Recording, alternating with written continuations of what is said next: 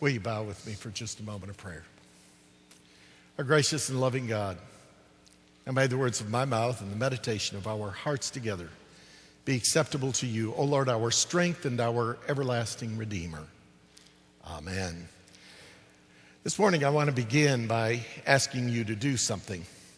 I want to invite you to use your imaginations for just a few minutes. I want to invite you to imagine that you are an artist. Now, for some of you, that's not going to be much of a problem because you may actually be artists. But for some of us, that could be a real challenge when it comes to artistic ability. Some of you may be a lot like me. You're still in kindergarten and you're still drawing the stick figures. But either way, suppose that you have been given that gift.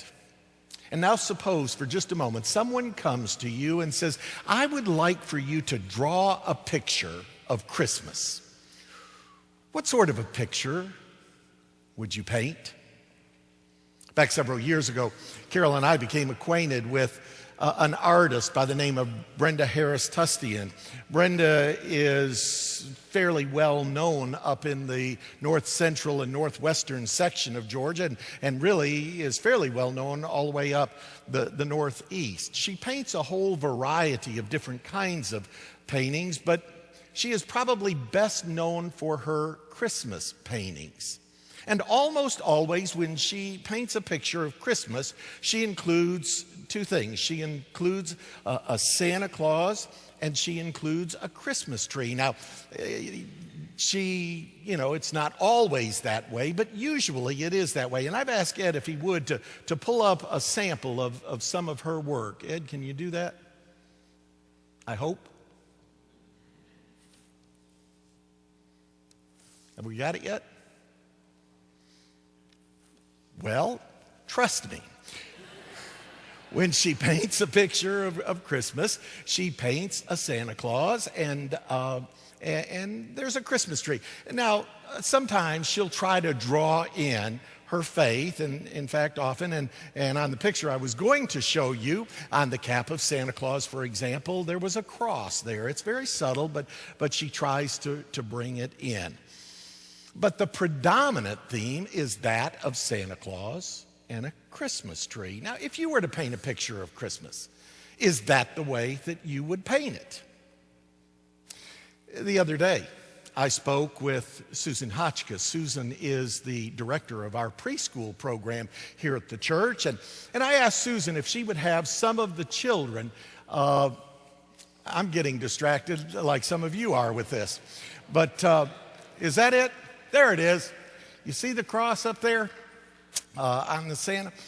And that's the way she paints it. Now, as I say, I talked with Susan Hotchkiss, the director of our preschool program, and I asked Susan the other day, I said, why don't you ask the children in our preschool program if they would draw a picture of what comes to their mind when they think of Christmas. And as you might imagine, the children drew all sorts of things. One child drew a picture of Santa Claus and a reindeer. Another one drew a picture of a Christmas tree with several presents around it. Another one drew a picture of a wreath. Several of the children drew pictures of Mary and Joseph and the baby Jesus. And of course, I was delighted to see that. One child drew a picture that I thought was very interesting, and I've asked Ed if he would to pull that up. Anybody able to guess what that is?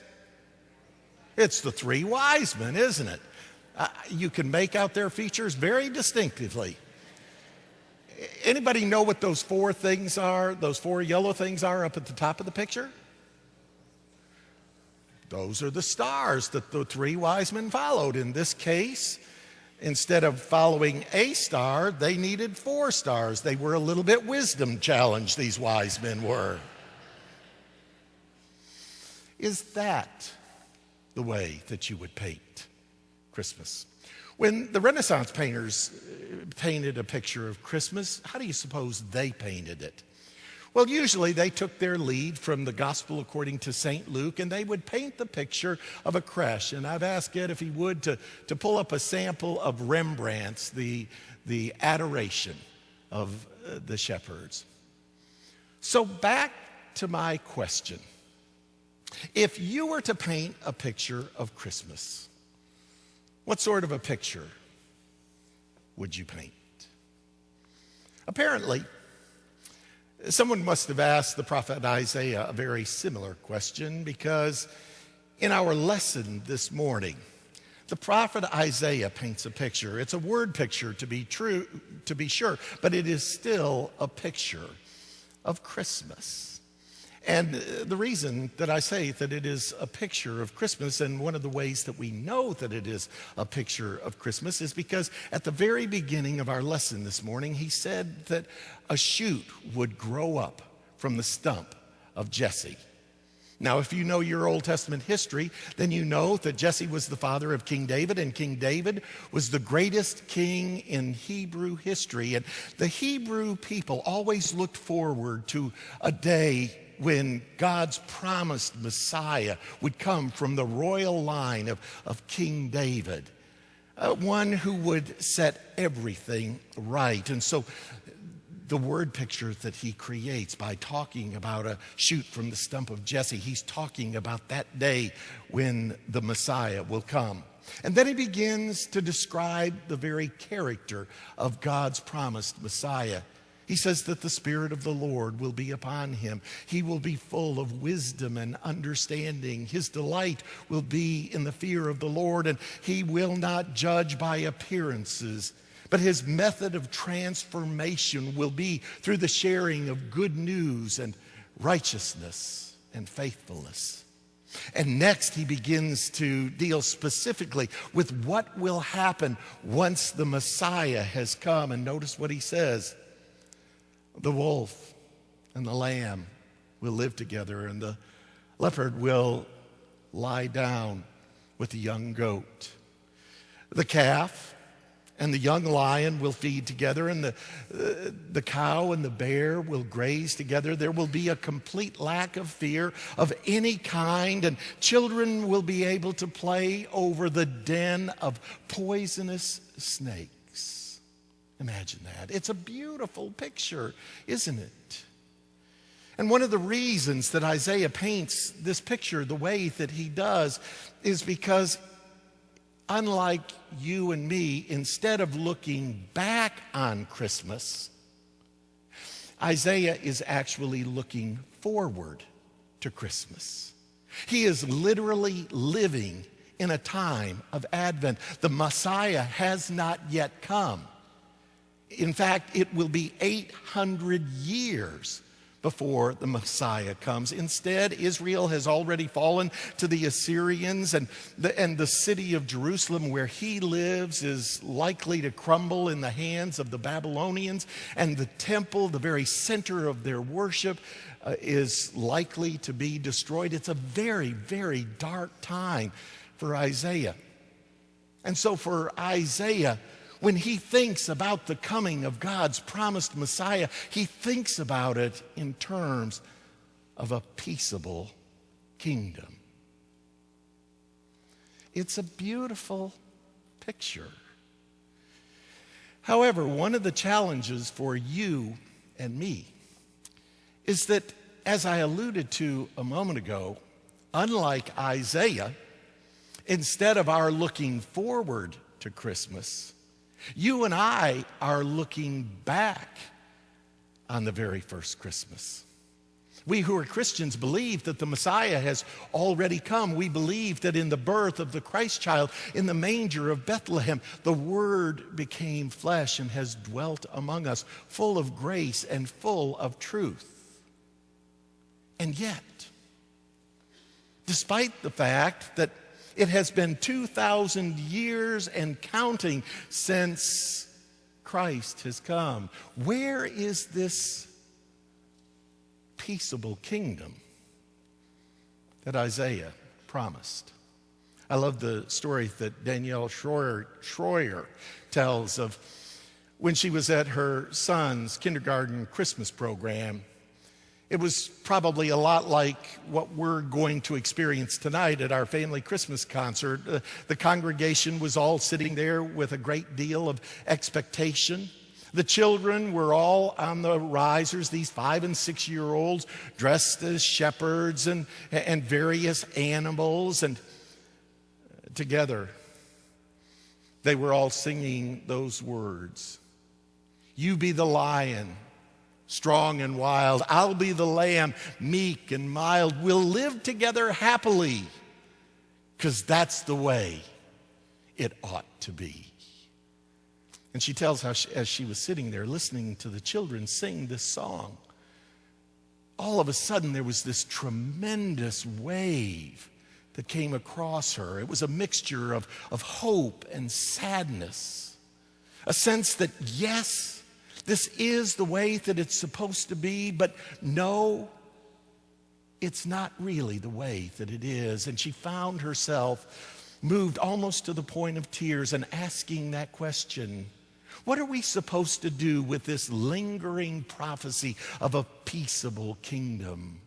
Why is it taking the stump of Jesse so long to fill the world with the knowledge of God? That's a good question. Why? Why, if the Messiah has already come, are things not the way that they're supposed to be? Why, if the Messiah has already come, is there so much conflict and fear and pain? Why, if the Messiah has come, does someone drive onto the campus of Ohio State and try to hurt and maim and even take the life of some students? Why do we find that families are bickering and marriages come apart at the seams? Why? Why, if this peaceable kingdom involves all of nature, do we find that there are wildfires in the mountains of Tennessee? Fred Craddock used to say that sometimes it is easier to believe that a Messiah will come than to accept the fact that a Messiah has already come. Now, the Bible doesn't actually try to answer all of these questions. The Bible often leaves the question why up for grabs.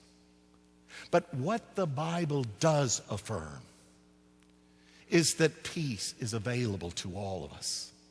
And that peace is a gift that finds its fullest expression in the person of Jesus the Christ. You remember he said, peace I leave with you, my peace I give to you. He was called the Prince of Peace. Paul talked about the fact that he gives to us a peace that passes understanding. It finds expression in Jesus the Christ, and this peace is given to us as a gift from a very gracious God. Of course, like any other gift, to be fully realized, this gift must be received and made a very part of our lives. Suppose for a moment, someone puts a gift under the Christmas tree and it has your name on it. But Christmas comes and goes and you don't open it.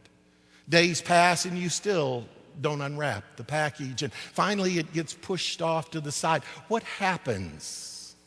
Are you ever able to enjoy that gift? Are you ever able to make use of it? Of course not. To make use of it, to enjoy it, you have to receive it. You have to open it.